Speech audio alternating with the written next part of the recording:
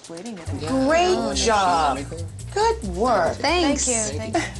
Now, as we've seen today, surgery can be a very difficult experience for people to go through, both emotionally and physically. And an important part of nursing care is to prepare patients for what to expect and to help them recover.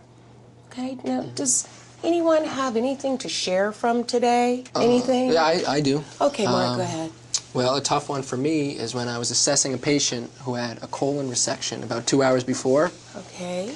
Well, I went in to speak with him, and he was awake, but he was still a little bit groggy because of all the anesthesia. Well, I went to check the dressings, and I noticed, although it was a large dressing, it had been completely saturated all the way through. Oh, my goodness. Yeah, and there was even a ring of blood under his back on the sheets. What did you do?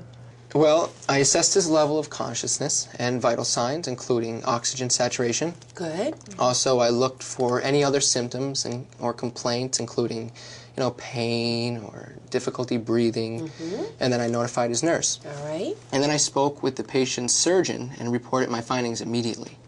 And then I went back and reinforced the dressing with additional layers of dressing material. Yes, that was the right thing to do, Mark.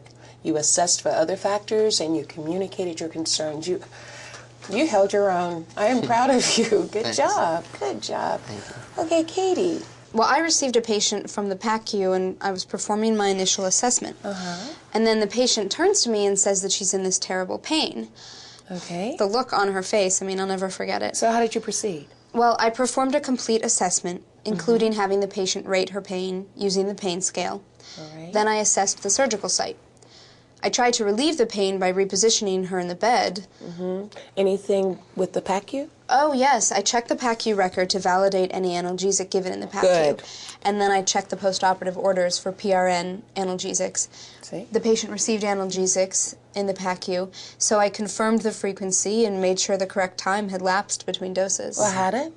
Yes, enough time had passed since she received an analgesic in the PACU, so I was able to administer an analgesic as ordered. Oh. Now, Ms. Scott, What? what happens if a patient had pain medications in the PACU, but he was still in pain, but not enough time had lapsed? Good question, Mark. You would contact the surgeon to address the patient's pain. Easy as that. Okay. Okay? Yeah. Excellent. You encountered some interesting situations and used appropriate interventions. Well done. Thanks. You all did a great job with this. Your patients are all recovering well, and you cannot ask for anything more. Okay, any more questions or concerns? No. Okay, then. You all have a good night, and I'll see you all tomorrow. Okay, great. See you, Ms. Scott. See ya. Okay, bye. So I got to work with a dancer today.